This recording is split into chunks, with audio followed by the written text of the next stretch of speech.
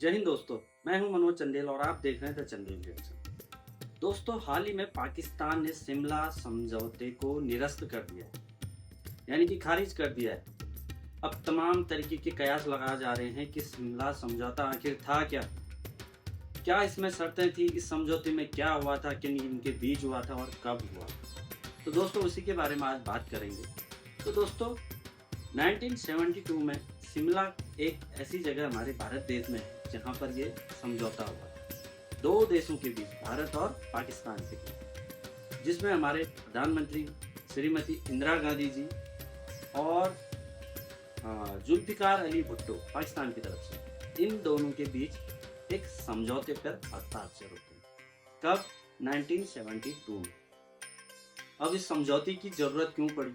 दोस्तों, 1971 में जब भारत पाक युद्ध हुआ था, तो उस भारत पाक युद्ध को रोकने के लिए, आपसी टकराव को रोकने के लिए, संघर्ष विराम करने के लिए एक समझौते पे साइन हुए, जिसमें ये शर्तें थी कि अब जो है दोनों देश आपस में शांतिपूर्वक रहेंगे। दूसरा, पाकिस्तान को बांग्लादेश को एक राष्ट्र के रूप में मान्यता देनी पड़ेगी।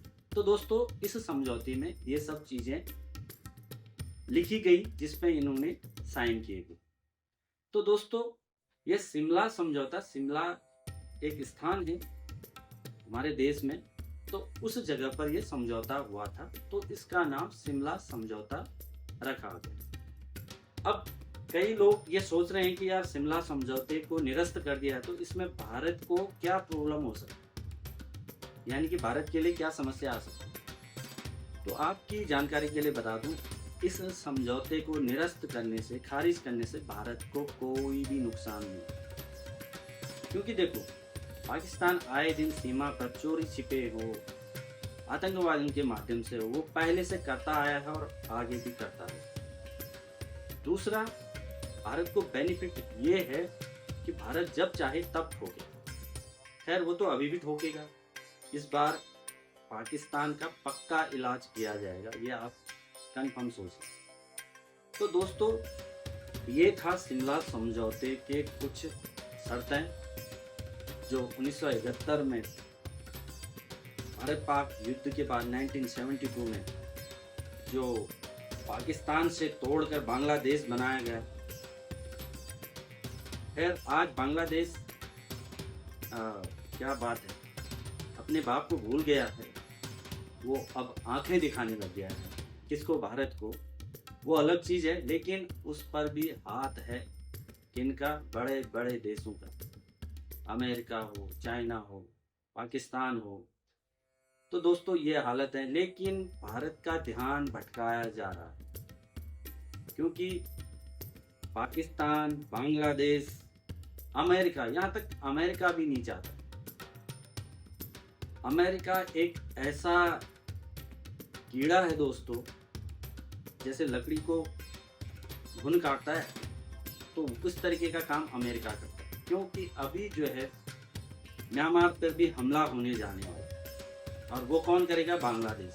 नहीं तो बांग्लादेश की इतनी औकात, जो अपना देश नहीं संभाल पा रहा है, वो किसी दूसरे देश पे हमला कर सकता है? कभी नहीं। तो उस पर अमेरिका का पूरा हाथ है। तभी तो शेख हसीना का पूरा तख्ता पलट हो गया, क्योंकि शेख हसीना नहीं चाहती थी, जो रखाइन वाला क्षेत्र है उस पर चाहती है म्यांमार में युद्ध करके बांग्लादेश, अमेरिका एक नया देश बनाना चाहता है ईसाइयों के लिए, और वहां पर बनाएगा वो एक सैन्य छावनी, अपनी सैन्य बेस बनाएगा, जिससे भारत को एक नुकसान, बहुत बड़ा नुकसान होने वाला है। क्योंकि जो रखाइन वाला क्षेत्र है दोस्तों, वो भारत के बहुत सीमा पर, नज़दीक पर, जिस पर भारत पर अमेरिका को नज़र रखने में बहुत आसानी होगी।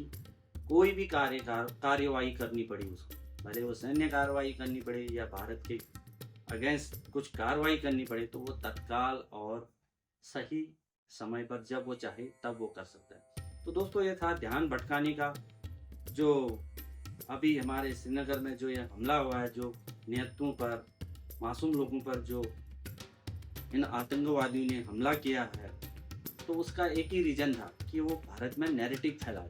नैरेटिव कैसा? एक, भारत जो है हिंदू मुस्लिम में उलझ जाए। कुछ हद तक वो इसमें सफल भी होने जा रहा था, लेकिन भारत के लोगों ने अपनी एकता और अखंडता का परिचय दिया, जिससे वो कामयाब नहीं हो पाया। लेकिन उसका पूरा मकसद था देखो, कश्मीर में देश विदेश से लाखों पर्यटक आते हैं और कश्मीर का जो रेवेन्यू है ना, वो सारा पर्यटकों से आता है, टूरिस्टों से आता है। तो दोस्तों, एक वो चाहता था कि यहाँ का जो रेवेन्यू है वो ख़त्म हो जाए, दूसरा यहाँ की सुख शांति ख़त्म हो जाए, तीसरा यहाँ पर नैरेटिव फैले, कैसे? हिंदू और मुस्लिम का, ये वो चाहता था। लेकिन इस बार जो है इन आतंकवादियों का और पाकिस्तान का पूरा इलाज किया जाएगा, उसकी पूरी तैयारियां चल चुकी हैं। लेकिन एलओसी पर भारत को जो है ना अपनी पूरी आर्मी झोंकनी पड़ेगी, क्योंकि अगर एलओसी पे जाएगी, वहां पर पाकिस्तान को उलझाएगी, तो पाकिस्तान भी जो उनके अफगानिस्तान तालिबान वाला क्षेत्र है वहाँ से अपनी आर्मी हटाएगी। दूसरा, बलूचिस्तान को भी एक अलग देश बनने का मौका मिल जाएगा। तीसरा, पीओके को कब्जाने के लिए सबसे बेहतरीन मौका है। तो दोस्तों, कुछ चीज़ें भारत को ध्यान में रखनी पड़ेगी, जो मुझे लगता है। आपको क्या लगता है? कमेंट बॉक्स में आकर जरूर अपनी राय दीजिए। तो दोस्तों, आज की वीडियो में इतना ही। मिलेंगे एक नई वीडियो के साथ में, तब तक के लिए बाय।